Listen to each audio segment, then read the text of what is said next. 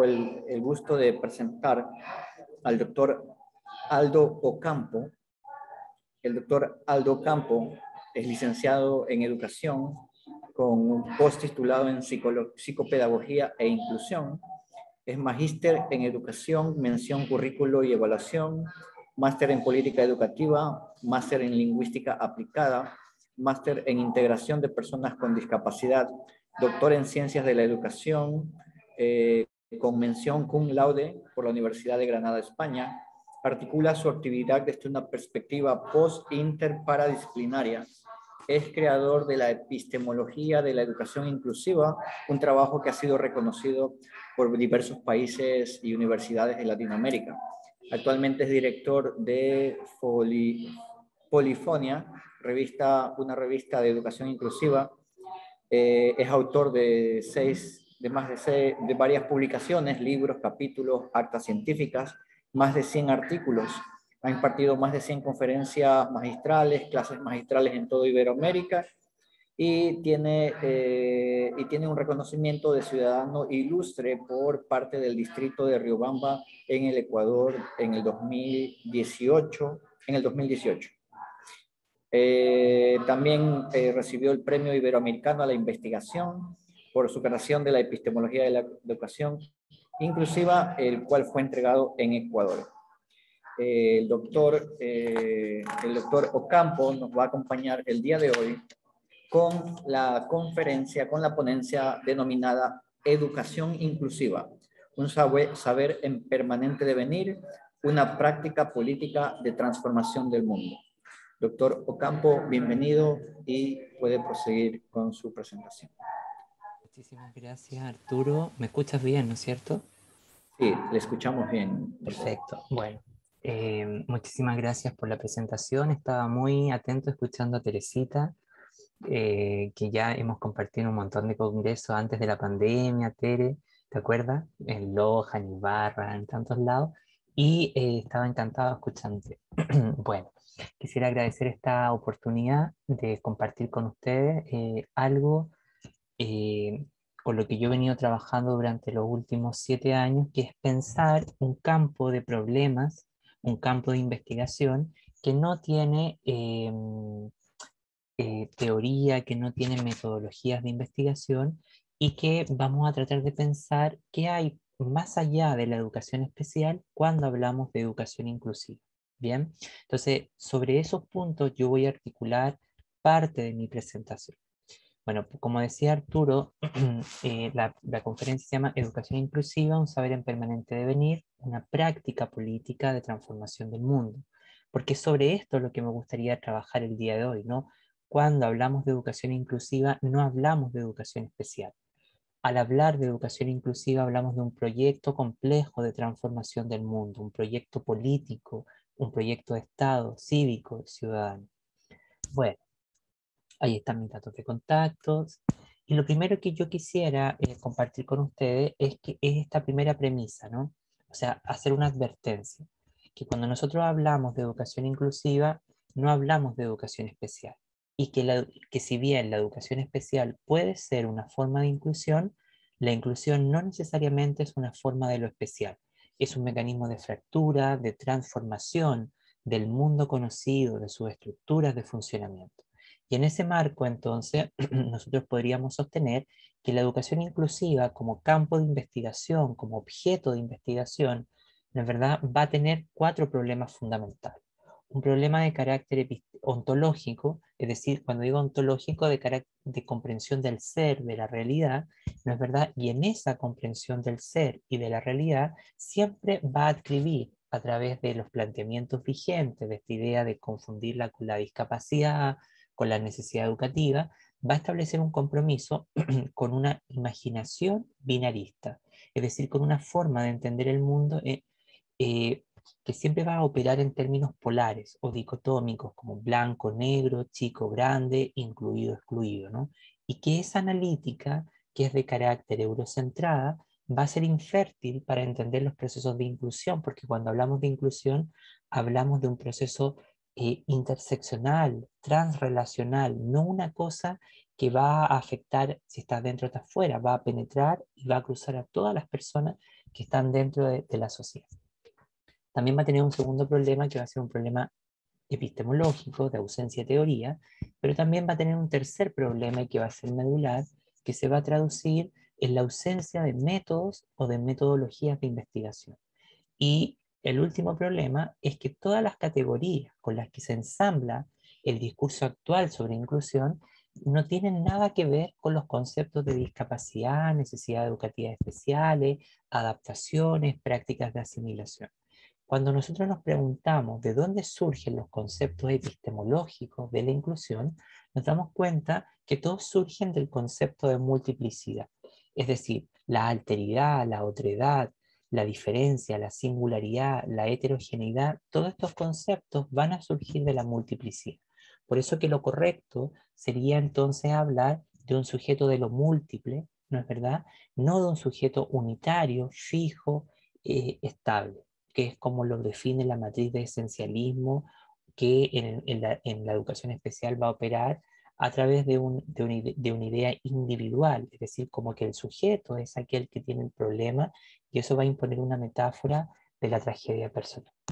Bueno, hecha esta advertencia, yo quisiera entonces plantear esta idea de que la escuela, no solamente la escuela pública, ¿no es verdad? Pero la escuela como espacio debe convertirse entonces en un espacio de esperanza para todos los estudiantes y recordar que es la escuela justamente el espacio, el último lugar donde se va a construir justicia, se va a poder visibilizar a los estudiantes y se va a poder revertir algunos frenos al autodesarrollo, que serían opresiones de distintos tipos. En ese marco, entonces, hablar de educación inclusiva, sobre todo en el contexto actual, debiese llevarnos a formular nuevas preguntas y pensar a través de ellas con imaginación y empatía. Cuando logramos combinar estas dos cosas, podemos justamente penetrar en la inmensidad de mundos que habitan la escuela. Y este punto, este argumento es interesante, porque lo que le hace falta a la educación es justamente creatividad, imaginación, jugarse la piel por otras formas de pensar la gramática escolar que vendría a ser el diseño de estas instituciones.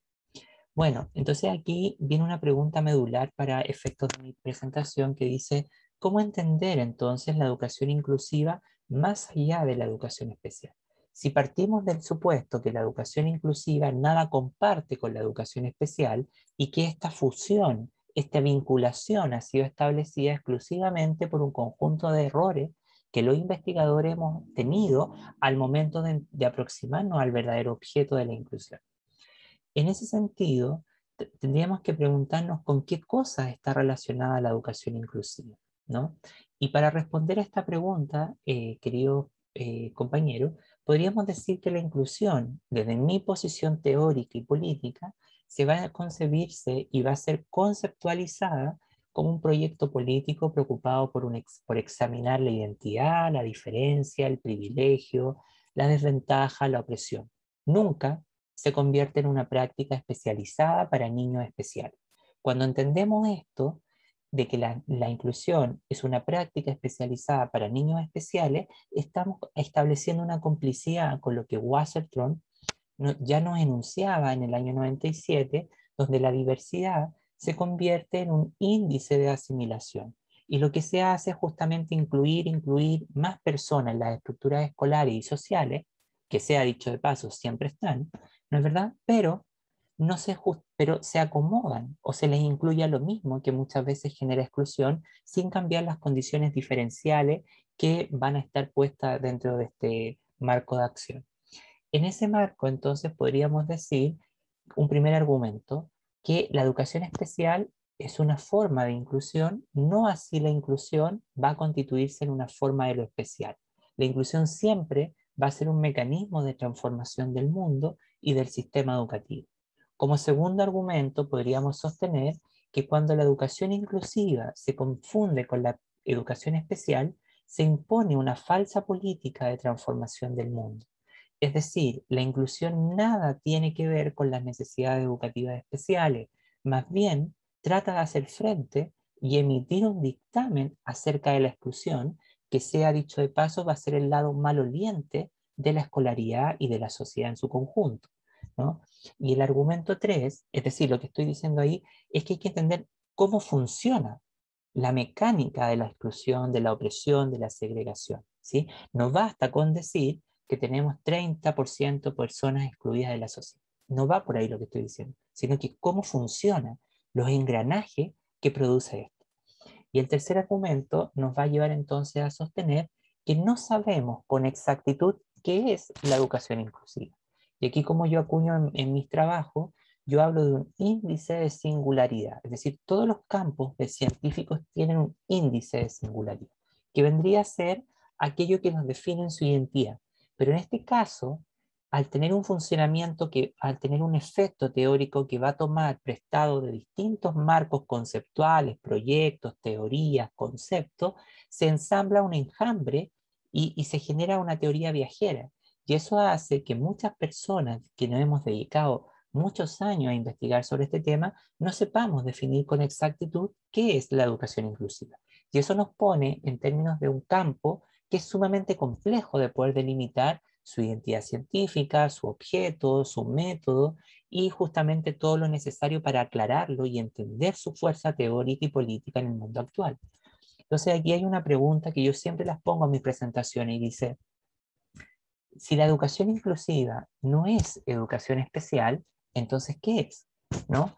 Y podríamos sostener que puede ser una lucha contra el fracaso y la exclusión, un proyecto político, pero que sobre todas las cosas va a movilizar la frontera del conocimiento y va a fracturar los modos convencionales y canónicos de practicar el currículum, la evaluación, la didáctica en la escuela.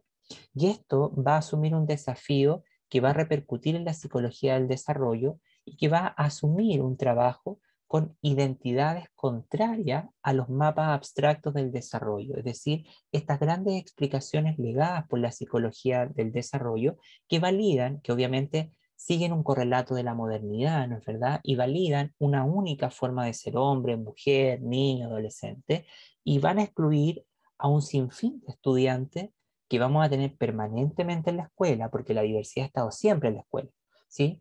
Pero que ha estado homogenizada, ha estado negada y ha estado travestida con un ideal de diversidad que es una práctica de asimilación. Cuando nosotros entendemos, por ejemplo, que hay identidades contrarias y que la escuela ha marginado estas identidades del sistema educativo y social, hablamos entonces de desdenes ontológicos, es decir, ideas, identidades que han sido expulsadas por la modernidad, ¿no? Y ahí un poco podemos retomar los debates de la decolonialidad, por ejemplo. Entonces la pregunta es, ¿solamente son los grupos indígenas, las personas en situación de discapacidad o las personas de la diversidad sexual las que debiesen ser incluidas? Y ese es un error, porque queda un montón de estudiantes fuera. Y eso nos pone de manifiesto que la política ontológica o la comprensión del ser no tiene que redundar en un sujeto soberano del esencialismo, sino que tiene que puntualizar en las múltiples singularidades, como yo denomino. Es decir, un espacio pedagógico donde los seres son múltiples, variantes, infinitamente, pero no son iguales uno al otro.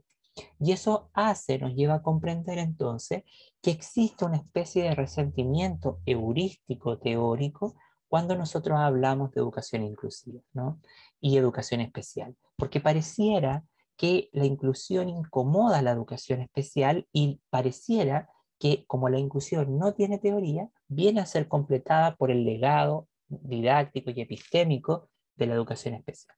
Por eso va a ser importante sostener, a efectos de esta presentación, que la educación especial nada comparte con la naturaleza analítica y metodológica de la educación inclusiva.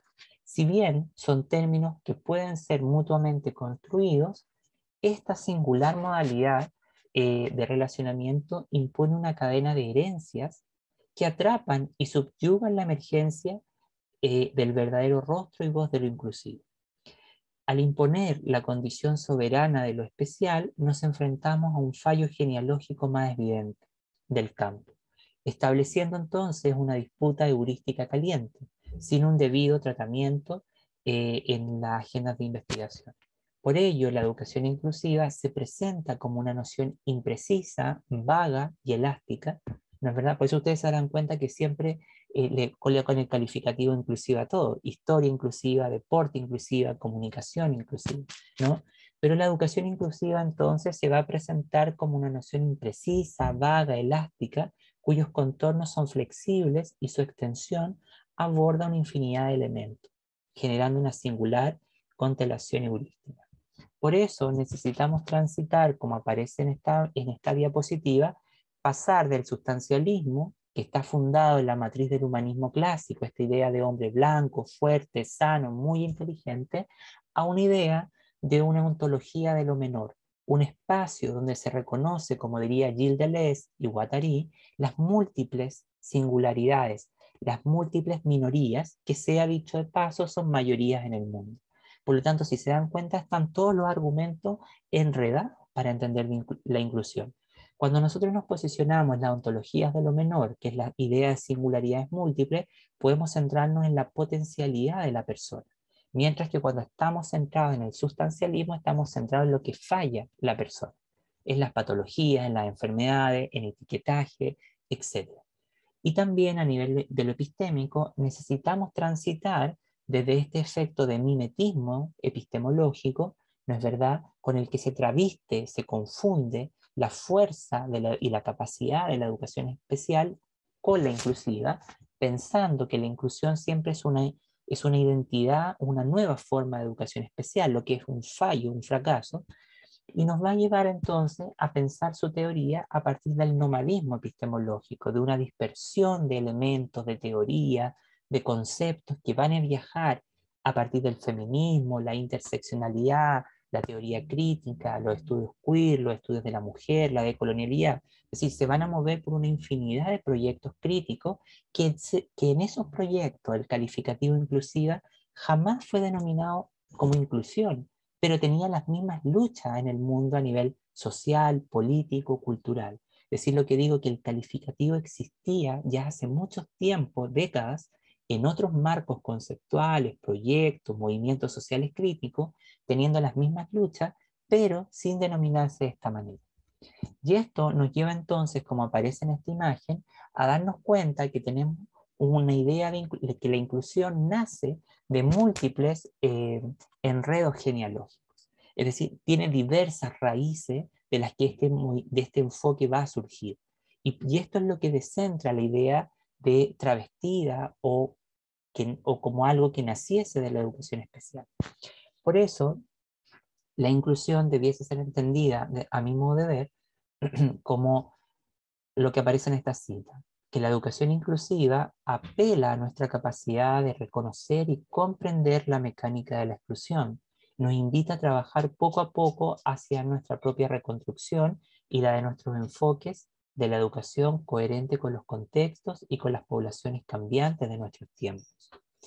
En este sentido, la educación inclusiva requiere que busquemos nuevas formas de entender la exclusión, pero desde la perspectiva de quienes son devaluados y convertidos en marginales o excedentes por la cultura dominante. Por ello, la inclusión se va a convertir en una empresa creativa y radical, en una táctica, en una aspiración, en una declaración de valor. Por ello, la educación inclusiva debe ser entendida como un proyecto de lucha política, mientras que la integración genere políticas que no modifican la cultura dominante. Y esa es la inclusión que más hablamos. Es una idea de inclusión que justamente está muy travestida con el status quo, con la inclusión a lo mismo, sin cambiar las estructuras de funcionamiento. Por ello, tendríamos, si nosotros fuésemos director de una escuela o director de una facultad, lo primero que debiésemos preguntarnos es, ¿incluidos en qué debiesen estar las personas? ¿Excluidos de qué? ¿Y excluidos por qué? Estas son tres preguntas de carácter estructural que nosotros vamos a tener que siempre emprender cuando hablemos de inclusión. Bueno, ¿qué es exactamente la educación inclusiva? ¿Es un concepto, es un paradigma, es una metáfora, es un dispositivo heurístico, una metodología o bien una teoría? Por ello, enmarcar la educación inclusiva a través de la noción de teoría sugiere determinar cautelosamente qué teoría es. Y el momento actual que vive la pedagogía es un momento postcrítico, como diría Tadeo, el libro este de Currículum y Identidad. ¿Qué es lo que va a pasar aquí?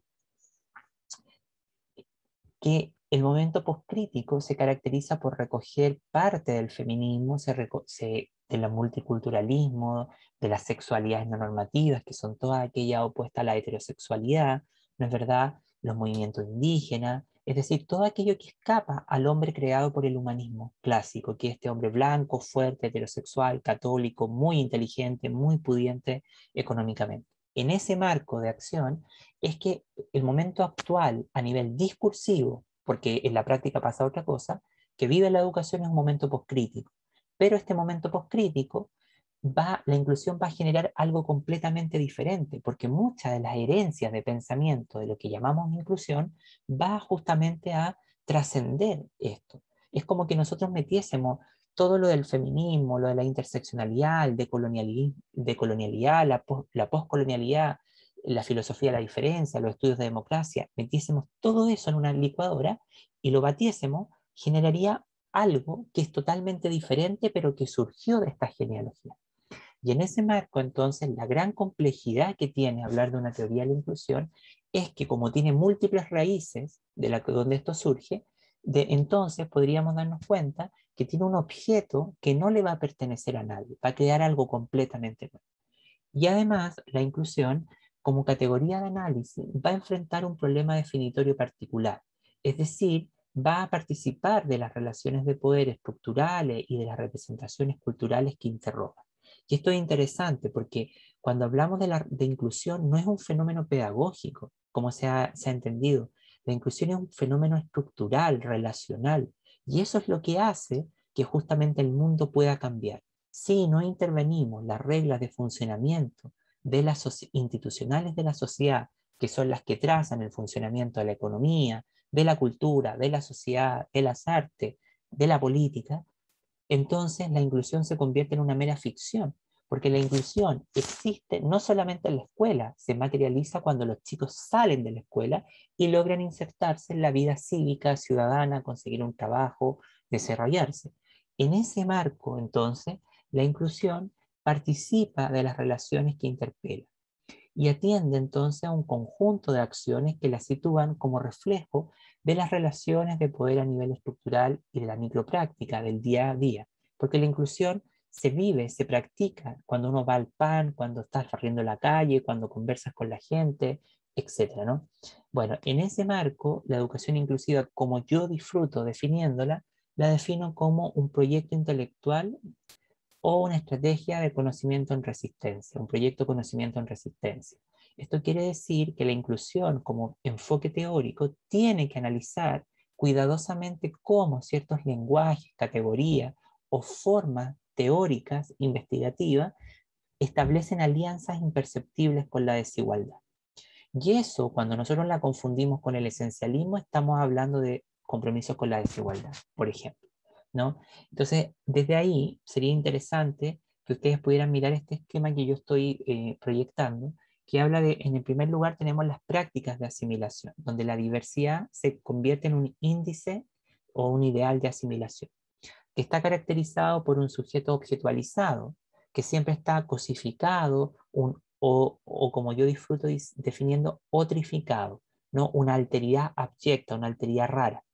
Y esto va a configurar entonces una pragmática y una gramática esencialista que se va a traducir justamente en, como Fanon o Santos Sousa dicen, en una práctica social y cultural que en nombre de los otros, de los oprimidos, de los pobres, de los marginados, habla en nombre de ellos, crea leyes en nombre de ellos, sensibiliza a la sociedad, pero nada cambia en la sociedad. Esa forma de inclusión es súper perversa porque establece complicidades con la indiferencia colectiva. Mientras que cuando nosotros hablamos de, como está bajito, de prácticas de transformación, justamente es allí donde se tiene que inscribir la inclusión, en prácticas de transformación y creación de otro espacio educativo, pero que se abra al encuentro con las múltiples singularidades.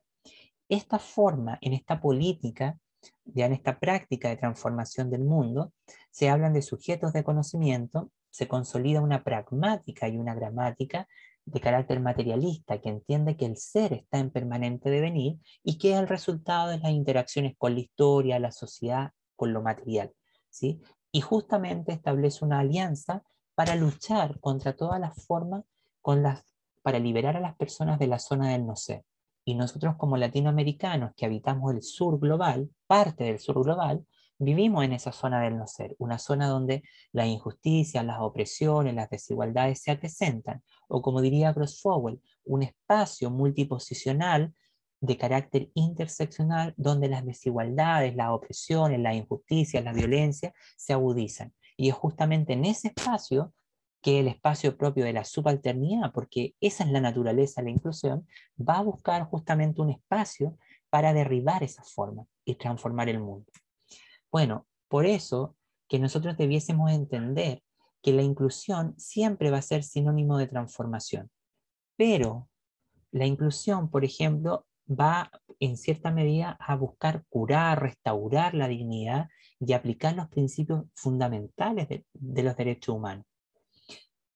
Y en ese sentido, se va a entender que la inclusión no necesariamente tiene que ver con la política indígena ni con una política altruista. Si bien todo eso puede ser parte de la justicia, no necesariamente es parte de la inclusión. La inclusión es un gran paraguas de transformación del mundo conocido y que va a generar nuevos dispositivos de producción de la subjetividad y también una nueva energía social y nuevos signos que no hemos aprendido a decodificar. Va a crear otro mundo. En ese marco, como va a decir Tack y Young muy célebremente, para lograr tal efecto necesitamos entender que la descolonización y la inclusión como sinónimo de transformación no es convertir la política indígena en una doctrina occidental de liberación, no es un proceso filantrópico de ayudar a los que están en situación de riesgo y aliviar su sufrimiento. No es un término genérico para luchar en contra de condiciones y resultados opresivos. En el más amplio paraguas de la justicia social puede haber espacio para todos estos esfuerzos, pero nada de esto es ni inclusión, ni transformación, ni descolonización. Y esto es importante porque a nivel teórico la inclusión va a interpelar al logos, a la razón occidental, a la que ha fundado las formas de entender la ciencia, el lenguaje, al hombre, a la mujer, a la sociedad. Y va a tratar de interrumpir estas lógicas de producción del conocimiento. Por eso, y ya para cerrar, quisiera decir esto último, por favor, si estoy en el tiempo, que a medida que la educación inclusiva ha ido ganando terreno, se han planteado preocupaciones sobre la medida en que puede representar un proyecto neocolonial, es decir, en qué medida puede, como está concebida actualmente, entenderse como una forma del colonialismo impuesto al mundo en desarrollo por los países del norte global, Europa, ¿no es verdad? Por múltiples nacionales como Naciones Unidas. Armstrong, por ejemplo, señala que en comparación, cuando él compara su expansión e influencia en la difusión de una creencia evangélica, en la inclusión de la diversidad por parte de las agencias de ayuda y donantes del norte global, que exhortan a los países del sur global, África, Latinoamérica, Asia, ¿ya? Ese es el sur global, a adoptar la educación inclusiva como una política de prescripción para abordar las fallas del sistema y las desventajas individuales. La presión para adoptar la educación inclusiva viene con escaso reconocimiento de las formas en que la historia del colonialismo y el subdesarrollo en los países del sur global agrava los problemas de exclusión educativa. En países que luchan por garantizar el acceso a una educación básica de calidad ante las fallas del sistema arraigadas en desventajas históricas globales y en estructuras de desventajas históricas globales, estructurales, la educación inclusiva puede verse como idealista, pero con falta de sistema en sus bloques de reflexividad o en sus condiciones éticas, que son las que justamente no están bien interpeladas dentro del sistema educativo. Bueno, con eso quería aportar el día de hoy y cerrar con este mensaje que dice que debemos superar la concepción negativa de la diferencia que refuerza justamente el problema ontológico de los grupos sociales, que es esta noción en la que mi diferencia, mi identidad, mi pertenencia a un grupo cultural se transforma en un atributo negativo y especular. Muchísimas gracias por esta oportunidad y nada, quedo aquí disponible para lo que se requiera. Muchas gracias. Doctor Aldo Ocampo, muchas gracias por su exposición. Tendríamos unas preguntas. La primera es, ¿qué recomendaría ustedes, usted en el campo de investigación? Aquí estamos hay muchos estudiantes de la carrera de educación especial, justamente, y tienen también el carácter de educación inclusiva. Y se plantean qué caminos seguir con respecto a investigación en el área de educación inclusiva y especial, qué caminos no seguir también, porque también hay mucho marcado en el camino que es erróneo. Bueno, lo primero sería decir que los caminos de la inclusión son múltiples, ¿no? Hay múltiples inclusiones y por lo tanto múltiples caminos a seguir. No hay solo una gran inclusión. Como está concebida a través de esta forma equívoca, cuando se confunde con la educación especial, es que se genera una inclusión homogénea. Pero ahí podríamos seguir, por ejemplo, la inclusión decolonial, la inclusión a través del feminismo, de la interseccionalidad. Entonces se abren múltiples caminos y lo interesante de esos caminos es que conectan en luchas políticas, cívicas, ciudadanas, pero que van a cruzar a todos los actores de la sociedad.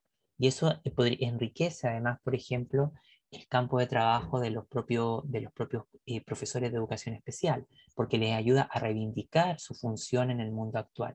Y sobre todo también lo que tiene relación con el desarrollo cognitivo a través de la teoría de Feuerstein, también ayuda, enriquece muchísimo, por ejemplo, a los futuros educadores. Hay una idea que usted manifestó que tal vez podría ampliarnos, es sobre el tema de la inclusión, como aquello que compete o que aquel que no encaja en el concepto de hombre tipo helenístico, creo que el concepto era helenístico. No, el humanismo clásico.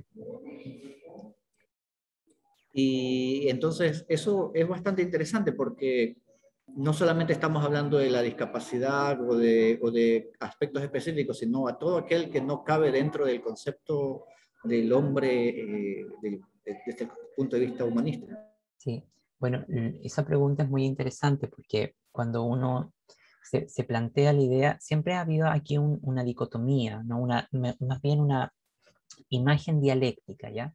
Van a decir a este caballero le encanta hablar con conceptos raros, pero yo soy profesor de primaria, me formé, pero siempre la gran crítica que le he hecho a la educación es que nosotros en la educación somos muy instrumentales y necesitamos asumir una posición más crítica y más sólida para justamente transformar el mundo, porque nosotros trabajamos por la principal arma, que son las mentes. Entonces, cuando nosotros, por ejemplo, la pregunta suya es interesante en qué sentido. En la Constitución de Occidente, que es el mundo donde nosotros vivimos, ¿no es verdad? Va a haber una matriz de pensamiento que se va a fundar en el humanismo clásico. Y el humanismo clásico va a ser esta idea que va a gobernar hasta el día de hoy y que va a ser la idea de hombre fuerte, sano, blanco, heterosexual, ¿no es verdad? Católico, conservador, es decir, todo aquello que pertenece a la cultura hegemónica oficial. En ese marco, cuando nosotros entendemos, y es además el propio de la modernidad como proceso histórico, ¿no? Lo que los de la decolonialidad van a criticar. Cuando nosotros entendemos eso, nos damos cuenta que quedan un montón de identidades excluidas o por fuera de esta definición. Y ahí estoy yo, está usted, están todas las personas que hoy día estamos acá, porque de hecho somos el resultado de un profundo colonialismo, ¿no? Entonces, en ese marco podríamos mirar y decir que somos desdenes ontológicos y que la escuela latinoamericana trabaja con estas formas ontológicas expulsadas por la matriz de hombre. Y eso va a llevar en el terreno educativo a una imaginación binarista, siempre de hablar niños que están incluidos o excluidos. Pero cuando nosotros afirmamos que las personas están excluidas, no están excluidas, pues están en la sociedad, pero están más alejadas de ciertos derechos, porque esos derechos son móviles, ¿no? Entonces, eso es muy interesante porque permite descentrar las concepciones de hombre dominante y abrirse a este ser de las múltiples singularidades, una ontología materialista donde somos el resultado de la historia, de la interacción con las personas. Y una última pregunta es, usted mencionó que la inclusión suele usarse como más o menos como un discurso político que suele ser hasta cierto punto perverso y no como un proyecto político. ¿Podría tal vez ampliar o explicar un poquito más esta idea? Y bueno, si partimos del supuesto que la inclusión en su naturaleza es casi como un oxímoron, ¿no? Como esa metáfora. Ya cuando hablamos de un oxímoron hablamos de algo que es redundante, ¿no? O sea, la educación en sí misma es política, como dice Freire, ¿no es verdad? Ya, entonces eso sería un oxímoron cuando yo digo que la educación es en sí misma inclusiva y política, porque es parte de la naturaleza de la educación ser política, es decir, una trama ideológica que interpela, ¿no es verdad?, al mundo, pero también es inclusiva, porque un profesor no va a ser más inclusivo porque respete a sus estudiantes, no va a ser más inclusivo porque abra oportunidades. Esas son las condiciones éticas inherentes a nosotros, los educadores. No es un plus, y eso hay que tener mucho ojo.